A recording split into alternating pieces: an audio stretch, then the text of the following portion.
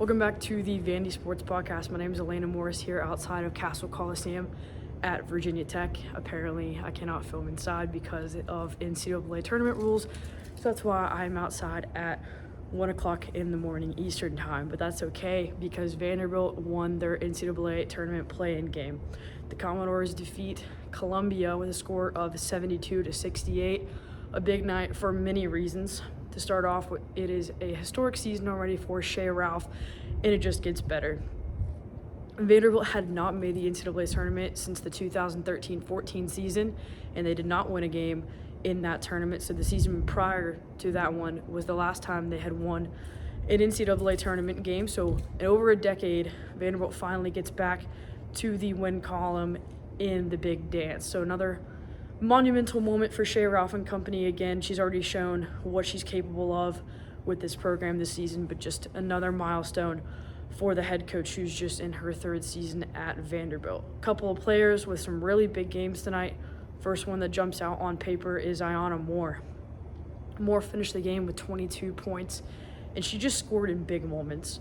Felt like when Columbia was starting to get into a groove and really make Vanderbilt uncomfortable, Ayanna Moore weathered the storm and just helped Vanderbilt push ahead. At one point, the Commodores were only up by 2. Ayanna Moore hit a massive three-pointer to extend their lead, and it just shows what kind of player she is, especially after that ACL injury last year. Battling back, playing in the NCAA tournament this year, Ayanna Moore is just showing that she's a competitor. And after the game, Jordan Cambridge said, Ayanna Moore is a dog. That's the best way to describe the way that she plays basketball. Another big player stepping up for Vanderbilt is Sasha Washington. The center tends to be undersized, especially in the SEC, but tonight Sasha Washington took full advantage of her size against an undersized Columbia team. She finished the evening with 16 points and 15 rebounds, and it wasn't just 16 points on trying to get to the basket and scoring because she was a stronger, bigger player tonight. She did it very efficiently. She made 8 field goals on 9 attempts with her 15 rebounds. 7 of those came on the offensive glass. So Washington just doing a really good job getting extra chances for her team. Vanderbilt finished the night with 32 rebounds. Sasha Washington had 46.8% of Vanderbilt's team rebound. That number is just crazy, off the charts for Sasha Washington, who had a double-double in tonight's game. Of course, Jordan Cambridge fouling out at the end. Vanderbilt able to get it done without her in the last couple of minutes. Jordan Oliver running the point, so versatile, just gave 110%. And she's somebody who doesn't always show up on the stat sheet, but just diving on the floor, the massive block she had in that first half was probably one of the best defensive plays that we've seen all season. So Jordan Oliver just contributing, and she'll actually be looking to play her former team Baylor on Friday, where she started out her college career. And of course, we can't finish out this little rapid reaction without mentioning Justine Passat. Passat hit some big shots. She opened up the game with a nice jumper, but the biggest moment of the game was 2 free throws at the end. Vanderbilt was only up by 2 with 3 seconds left. Passat was fouled and sent her to the line, and of course it's March.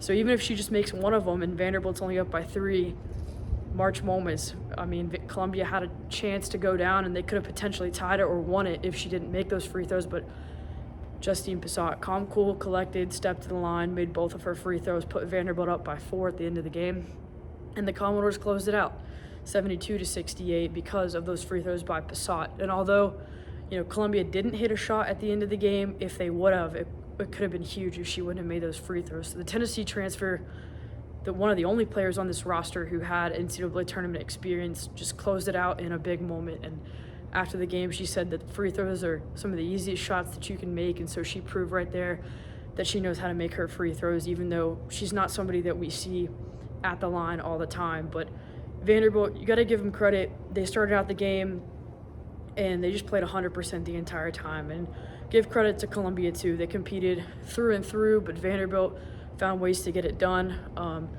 And you just got to tip your hats to the Commodores.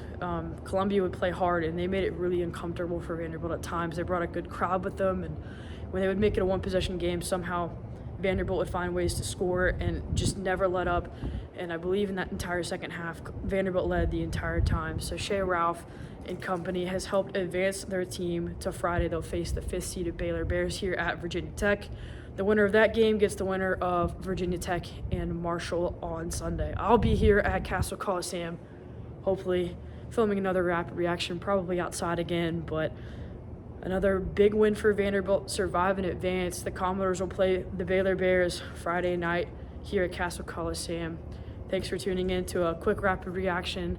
As you can tell, probably a little bit cold out here for me, but that's all right as Vanderbilt survives and advances. Thank you all for watching and following along this entire season.